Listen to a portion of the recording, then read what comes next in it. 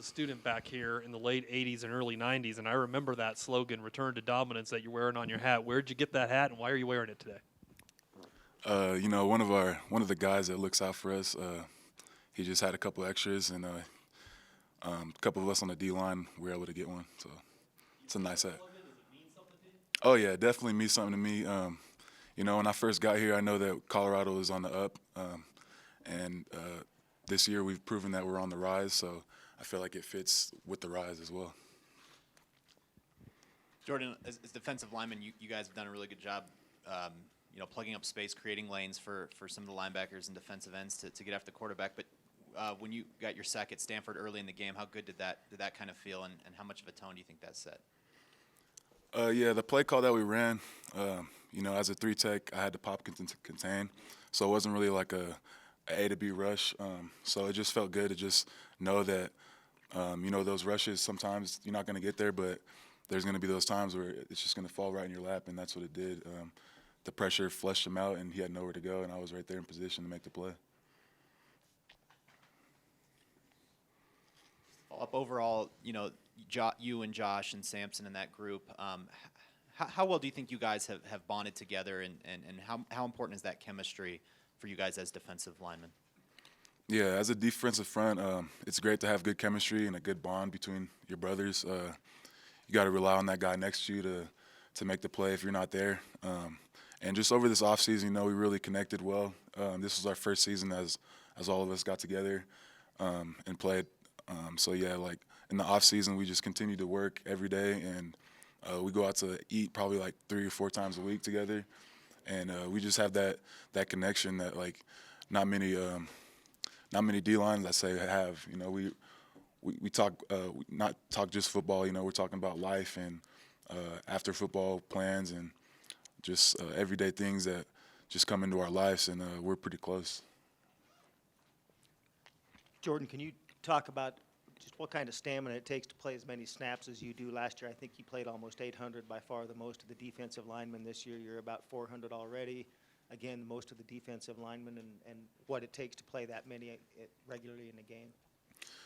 Yeah, I think being from California, and then coming to this altitude, it took me a while to adjust to the altitude. And once I did adjust to it, I felt like way better shape than I did playing at sea level.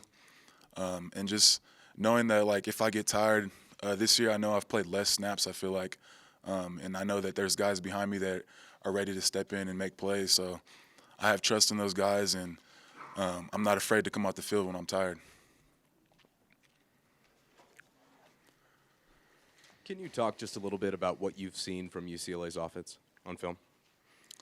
Yeah, studying them on film this week has been kind of everywhere, I'd say. They do a lot of different things, and at the beginning of the year, they were pretty balanced, and as the years progressed, they've kind of become more one-dimensional. But as far as, like, what I think they're going to do, I think they're going to come out the game early and try to establish the run. Like they did against Stanford, they came out in 13 personnel and tried to pound the ball at the start, and had a little bit of success. They tried the same thing against Utah. Didn't go so well. So I think they're going to try to establish the run early, and if we can fill our holes and let our secondary play how they play, I believe that we have the best secondary. So if we force them to pass, then I don't think they have a chance. Jordan, you were here last year when you guys played UCLA in Pasadena. Obviously a frustrating loss. The year before that, CU lost in overtime. When UCLA week comes, do you think back at all to last year's game and how frustrating it was to lose that game, and how does that play this week? Yeah, definitely. I think there was one play last year that kind of separated us from winning, and it all came down to our D-line. We didn't go the right way on a play, and they went out the gate to the touchdown. So we're more disciplined this year. And like you said, when I hear UCLA, being from Sacramento, they were kind of like shaky on recruiting me. And then the next year they recruited 2 other guys from my junior college. So it's a California team, so I'm coming after them for sure. I have a question real quick. You ride a Segway around campus. Could you just talk about, like, why Segway? How did you get it? Is it to save your legs for the game? Just explain that to me. You know, I feel like it's 2016 and technology is taking over. So I wanted to join that trend and basically start a trend here on campus.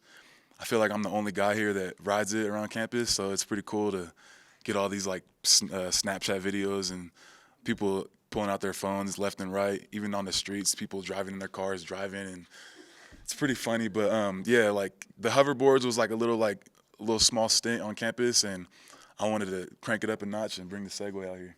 How did you get it? Wasn't it a family business? Yeah, so my family business is called Jam On It AAU Basketball Academy, and we work a lot in convention centers. So traveling or like going from one side of the building to another side, it can get like hectic.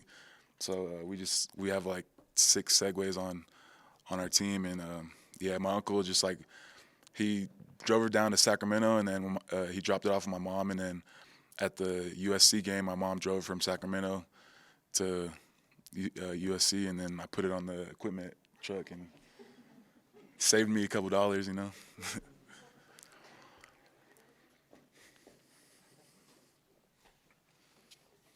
Did you watch the Utah-Washington game on Saturday? Yeah, I did. I watched the whole thing. So what was it like to be, I guess, sitting at your home or at a friend's house with your feet up watching Utah lose, and then knowing, one, that you guys are atop the Pac-12 South standings, and now that you come out of your bye and you're focusing on UCLA, but you also see that the stretch run leads you exactly to where you want to go, and you guys control your own destiny? Yeah, you're right. We do control our own destiny, and we just got to stick to that one-game mindset. And if we handle business this week, we're on to Arizona and to handle business then. So, yeah, after watching that game, you know, it was a physical game on both sides of the ball up front, and I just really feel like it really came down to the D-line and the O-line play of Washington, and their quarterback of Washington's pretty good. He's another Sacramento guy, so I was pulling for them to win because, you know, Utah's in our division. But, yeah, I can't wait to play this week and then move on to the next one.